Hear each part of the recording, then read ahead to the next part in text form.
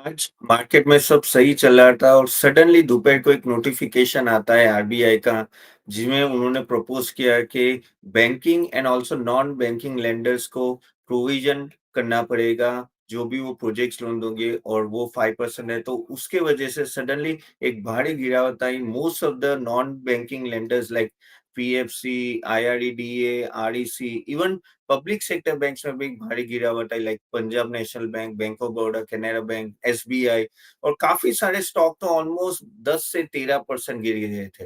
तो अभी हम लोग एसेस करेंगे ये क्या नोटिफ़िकेशन है और किस तरह से ये अप्लाई होने वाला है इन सब कंपनीज़ को, उनका इम्पैक्ट कितना बड़ा होगा? क्योंकि at the end of the day most of the retail investor उन्होंने पब्लिक सेक्टर कंपनीज़ में इन्वेस्ट किया है। तो आइए समझते हैं। Guys welcome everyone. सॉरी आज थोड़ा लाइटिंग ठीक नहीं है क्योंकि मैं कहीं और हूँ, लेकिन मुझे लगा ये वीडियो रिलीज़ करना चाहिए, that's why I am releasing it.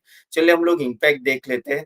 So impact की जब बात करें तो पहले एक बार प्रोविजंस की बात कर लेते हैं कि प्रोविजन में क्या है ऐसा, जिसकी वजह से इतना बड़ी गिरावट आई है। सो टॉकिंग अबाउट दैट, अगर आप देखो तो प्रोविजन अगर का बेसिकली प्रोविजन ये है कि 5% आरबीआई ने देखो, पहली बात ये ड्राफ्ट गाइडलाइंस है, ये फाइनल गाइडलाइंस नहीं है। तो ऐसा नहीं कि आज के आज इम्प्लीमेंट हो गया है, लेकिन हाँ, वो ऑलरेडी ड्राफ्ट गाइडलाइंस एक तरह से विचार विमर्श के लिए दी गई है। तो अगर बात करें तो 5% general provision on existing and fresh projects loans, और वो जो कंस्ट्रक्शन फेज में होते हैं, तो अगर नॉन लेंडर होते हैं या जैसे नॉन बैंकिंग फाइनेंशियल इंस्टीट्यूशन होते हैं या कोई बैंकिंग होते हैं, उनको 5% प्रोविजन करना है। अगर कोई प्रोजेक्ट वर्क इन प्रोग्रेस होता है तो भी उनको 5% प्रोविजन करना पड़ेगा, जो एक बड़ी अमाउंट हो सकती है।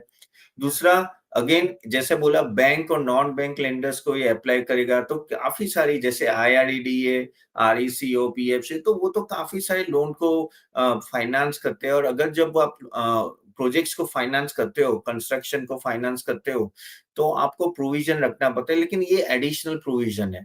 तो उसके वजह से क्या होता है कि वो लिक्विडिटी में उनको प्रॉब्लम आती है, तो आगे जाके वो लोन कम दे सकते हैं। तो ये दोनों को अप्लाई होता है। अगेन ये basically standard projects loans both infra and non infra project दोनों में लगेंगे। तो ऐसी कोई, यानी इंफ्रा होगा या नॉन इंफ्रा, यानी एक तरह से रियल एस्टेट भी ये प्रीव्यू में आ गया है। तो अगर आप रियल एस्टेट भी लाते हो तो काफी बड़ा प्रीव्यू हो जाता है, काफी बड़ा एरिया हो जाता है जिसमें ये, क्योंकि देखो construction, infra, real estate at the end वो तो लोन ही है। तो उन्होंने हर जगह की ये बात की है। तो ये एक तरह से देखो, आरबीआई का तो काम है कि भाई रिस्क थोड़ा कम करे, जिसके वजह से ना लोग आगे जाके एनपीए कम आए। लेकिन हाँ, इसके वजह से क्या होता है, एक लिक्विडिटी क्रंच आ जाती है इन सब इंस्टीट्यूशन में। जब हम बात करें कि और कि standard provision, again the standard provision the project loans to be reduce point 2.5% जब वो ऑपरेशंस में आए। तो इनिशियली आपने 5% लगाया जब वर्क इन प्रोग्रेस है, जब वो ऑपरेशंस में आ रहे हैं तो वो 2.5% हो सकता है, और अगर ऑल्सो 1% आगे जाके हो जाएगा जैसे जैसे उनका पॉजिटिव ऑपरेशनल कैश फ्लो आने लगा। तो ऐसा नहीं है कि भाई हमेशा रखना है, लेकिन हाँ, जैसे जैसे उनका प्रोजेक्ट नो डिलीवर हो जाता है, ऑपरेशंस में हो जाए, तो स्लोली ये जो 5 से 2.5 1% आप ला सकते हो। अगेन ये जो ड्राफ्ट प्रोविजन है वो काफ़ी हायर है compared to standard provision of 0.4% earlier required. यानी पहले तो 0.4 था, वो डायरेक्टली आप 5% की बात करो, यानी एक बड़ा जंप आ रहा है। और उसके वजह से there is no a big impact coming among the stocks, क्योंकि काफ़ी स्टॉक्स 10 से 12% गिर चुके हैं। अभी चलो हम लोग इसकी इम्पैक्ट की बात करते हैं। तो हाँ, उससे पहले ये प्रपोज फेज इम्प्लीमेंटेशन में होने वाला है। सो 2% फ्रॉम द इफेक्ट ऑफ मार्च 2025। जैसे बोला ये फ्यूचर के लिए, अभी का नहीं है, लेकिन हाँ, ये ड्राफ्ट है। जैसे अप्लाई होगा तो ये सब दिखेगा। और अंडरस्टैंड, जब भी आरबीआई ड्राफ्ट प्रोविजंस लाते हैं ना, नॉर्मली वो अप्लाई हो ही जाता है। थोड़े नॉर्म्स ऊपर नीचे होते हैं, लेकिन वो अप्लाई हो जाता है। तो पहले इनिशियली मार्च 25 से 2% होगा। तो क्यों क्यों सडनली वो 5% है? क्योंकि वो डायरेक्टली इम्पैक्ट आपके बुक्स ऑफ अकाउंट्स में दिखेगा। इसके वजह से even 3.5% from March 2026। Okay, so 2% initially March 25 से 3.5 March 26, so 5% from effect of March 27। और वो 4 क्वार्टर्स में आपको स्प्रेड करना है। सो 5% की जो बात करें वो 2027 से एप्लीकेबल है। और क्योंकि क्यों करते हैं? क्योंकि देखो ऑलरेडी आपका 0.4 प्रोविज़न से चल रहा है, अब सडनली आप 5% से बढ़ाओगे, अगर ये प्रोविज़न तो आपको जो बैलेंस शीट होती है ना, वो स्क्वीज़ हो जाती है और उसके उसको उससे बचने की वजह से ये फेज़ मैनर में एप्लीकेशन होगा इसका। अब हम बात करते हैं इसका इम्पैक्ट कैसे आ सकता है इन non lenders, non banking lenders और बैंकिंग लेंडर्स पे। तो पहली बात तो एक तरह से उनको provision requirement between 0.5 to almost 3% of the banks net worth बढ़ जाएगी जब हम लोग बैंक्स की बात करें और उनकी CET1 रेशियो को almost 7 basis to 30 basis point से इम्पैक्ट आएगा। तो ऑफ कोर्स अगर ये बढ़ता है, इसमें भी PSU बैंक्स का ज़्यादा एक्सपोज़र है, प्राइवेट बैंक्स का कम है, लेकिन हाँ, उनका बेसिकली एडिशनल प्रोविजन रिकॉर्ड देखो इसको इसका इम्पैक्ट प्रॉफिटेबिलिटी नहीं आता है, इसका इम्पैक्ट आता है प्रोविजंस में। लेकिन प्रोविजंस का इम्पैक्ट क्या होता है डायरेक्टली आप कितनी लोन आगे जाके फ्यूचर में दे सकते हो उस पे आता है, करेक्ट? तो अगर आपका प्रोविजन बढ़ता है तो आपकी लोन की कैपेसिटी कम हो जाती है।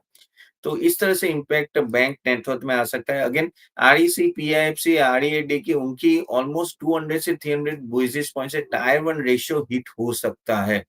और अगेन वैल्यूएशन मल्टीपल पे भी इम्पैक्ट आ सकता है क्योंकि ये आपकी कैपेसिटी कम कर देता है लोन देने की।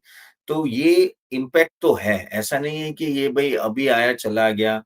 अगेन ये ड्राफ्ट प्रोविज़न है, कल जाके ये प्रोविज़न हट जाता है तो वापस स्टॉक्स भागेंगे। लेकिन अगर ये प्रोविज़न आता है तो हाँ, उसके वैल्यूएशन मल्टीपल में भी इम्पैक्ट आ सकता है।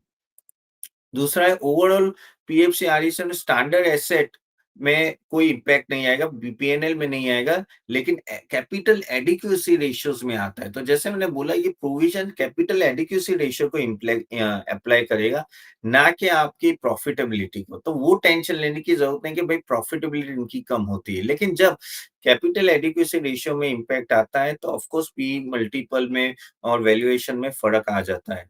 अगेन जो मैंने बोला 200 बेसिस और 300 बेसिस पॉइंट से वहाँ कट आ सकता है। दूसरा एक इंफ्रास्ट्रक्चर लोन हम लोग अगर बैंकिंग सिस्टम की बात करें वो काफ़ी कम है कंपेयर टू अर्लियर। ओके, अभी वो 12% है जबकि 2015 की बात करें तो वो ऑलमोस्ट 15% था। तो काफ़ी 15 से ऑलमोस्ट हाफ हो गया है अभी, जो सालों से इंफ्रास्ट्रक्चर लोन कम होते आ रहा है। अगेन बेसिकली अभी जो लोन्स है ज़्यादा ऑपरेशनल लोन्स है ना कि कंस्ट्रक्शन लोन। तो ये भी एक चेंज आया है सालों से जहाँ कंस्ट्रक्शन लोन कम हुए लेकिन ऑपरेशनल लोन में बढ़ोतरी हुई है। अगेन इसमें क्या हो सकता है कि lower return to the lenders possible है जब भी वो प्रोजेक्ट फाइनेंस करे। अगेन जैसे मैंने बोला जैसे उनको हायर प्रोविजन रखना पड़ेगा वो अवॉइड करेंगे इस टाइप ऑफ लोन प्रोजेक्ट्स को देने को। तो इसीलिए ये इम्पैक्ट हमें देखना पड़ेगा, हर तरह से इम्पैक्ट आ सकता है। क्योंकि बैंक भी नहीं चाहेगी कि उनको एडिशनल प्रोविजन अप्लाई करना पड़े किसी को लोन देने से, तो उनकी कैपेसिटी कम होती है, तो ये चीज़ हमेशा ध्यान में रखनी पड़ती है। अगेन ये एक प्रूडेंट मूव है risk management point of view, लेकिन इसका इंफ्रास्ट्रक्चर ग्रोथ में 100% ये इसका इम्पैक्ट आ सकता है क्योंकि वो कैपिटल इंटेंसिव होता है। कोई भी प्रोजेक्ट आप बना चालू करते हो तो ऐसा तो नहीं है ना कि 6 महीने 1 साल में खत्म हो जाए, वो सालों-साल चलता है। इसलिए इसका इंक्रीमेंटल इम्पैक्ट इंफ्रास्ट्रक्चर में अच्छा खासा आ सकता है। अगेन पब्लिक सेक्टर बैंक्स का ज़्यादा इंफ्रास्ट्रक्चर लोन है compare to commercial real estate. So again उनका exposure more construction infrastructure loan में ज़्यादा है, ठीक है? अगेन प्राइवेट बैंक्स का normally financing on operational assets और फंडिंग वहाँ ज़्यादा है। सो डायरेक्ट इम्पैक्ट अगर इसका आता है तो पब्लिक सेक्टर बैंक में ज़्यादा आएगा compare to the private banks. जब हम बात करें कि पब्लिक बैंक्स का एक्सपोज़र ओवर द इयर्स कैसे कम हुआ है, वो भी देखेंगे और उससे पहले ये देख लीजिए कि किसका ज़्यादा इंफ्रास्ट्रक्चर लोन की तरफ है। तो अगर बात करें तो bank of Maharashtra, Canara bank no ये सब पब्लिक सेक्टर बैंक है और आप देख सकते हो कि एसबीआई का कंपैरेटिवली कम है, लेकिन Bank of Maharashtra, CBK, IBK, okay, Bank of Baroda, Punjab National उनका थोड़ा एक्सपोज़र ज़्यादा है। तो इस तरह से आप देख सकते हो कि किस तरह से पब्लिक सेक्टर ने काफ़ी लेंडिंग तो इन बैंक्स को डायरेक्ट इम्पैक्ट आएगा। जब हम लोग प्रोविजंस की बात करें, तो बेसिकली किस तरह से क्रेडिट कॉस्ट इम्पैक्ट होगा, तो इंक्रीमेंटल क्रेडिट कॉस्ट कितना आएगा बीपीएस पे? तो अगर हम लोग एचडीएफसी बैंक की बात करें तो उनको 6 बीपीएस पॉइंट का इम्पैक्ट आ सकता है। आईसीआईसीआई बैंक को 10, एक्सिस बैंक को 7, कोटक बैंक को 6, लेकिन एसबीआई को 12, बीओबी को 17, पीएनबी को 15 और कैनरा बैंक को 21 जितना डायरेक्ट इम्पैक्ट आ सकता है क्रेडिट कॉस्ट पे। इसलिए बोल रहा हूँ कि आप देख लो 4 प्राइवेट बैंक के सामने पब्लिक सेक्टर बैंक का सडनली वो नो इंक्रीमेंटल कॉस्ट बढ़ रहा है। तो उसकी वजह से उनको basically at the end of the day आगे जाके प्रॉफिटेबिलिटी में इम्पैक्ट आ सकता है। सो ये जस्ट आपको बताने के लिए कि किस तरह से इम्पैक्ट आ सकता है इन सब चीज़ों में, वो देखने के लिए हमने ये देख रहे थे। अभी टॉकिंग अबाउट यहाँ से एज़ अ इन्वेस्टर आप क्या कर सकते हैं, ओवर द मैंने जस्ट आपको प्रोविज़न बताया, लेकिन हमें केयरफुल रहना है कि क्या इसका इम्पैक्ट आगे जाके होगा और ज़्यादा क्लैरिफिकेशन आएँगे आरबीआई से और काफ़ी सारे इंस्टीट्यूशन से। ये सब इनिशियली बैंक्स और नॉन बैंक्स लेंडर्स भी अपनी बात रखेंगे। लेकिन हाँ, ये आता है तो इसका इम्पैक्ट आएगा, तो वो हमें उनके वैल्यूएशन पर्सपेक्टिव से हमें कैलकुलेट करना पड़ेगा। आपको भी पता है पीएफसी, आईआरडीडीए या ले लो आरईसी काफ़ी भाग चुके हैं और उसके वजह से ये स्टॉक ज़्यादा गिरे कंपेयर टू अदर स्टॉक्स। बड़ा-बड़ा 13%, लेकिन ये चीज़ को हमें नो इग्नोर नहीं करना चाहिए। हम बोलेंगे कि नहीं-नहीं ये तो ओवरऑल प्रोविज़न है, लेकिन प्रोविज़न कैपे डायरेक्ट इम्पैक्ट आता है आपके किस तरह से आप लैंडिंग करते हो, तो वो प्रॉफिटेबिलिटी में इनडायरेक्टली इम्पैक्ट आता है। सो ओवर द टाइम हमें ये 1-2 वीक में काफ़ी इन्फॉर्मेशन मिलेगी, लेकिन हाँ, अगर आप इन कंपनियों के शेयर होल्डर हो, प्लीज़ ये पॉइंट को नोट कीजिए और आगे जाके इसका कैसे एप्लीकेशन है, इम्प्लीकेशन आएगा, वो हमें देखते रहना था। सो होप आपको ये वीडियो अच्छा लगा होगा और ये बहुत ही इम्पोर्टेंट वीडियो है। आपको अच्छा लगा है तो do like, share and spread it to everyone और आल्सो सब्सक्राइब कीजिए हमारे चैनल को और बने रहिए हमारे यूट्यूब चैनल में। मैं मिलता हूँ आपको नेक्स्ट वीडियो में। See you then. Bye bye.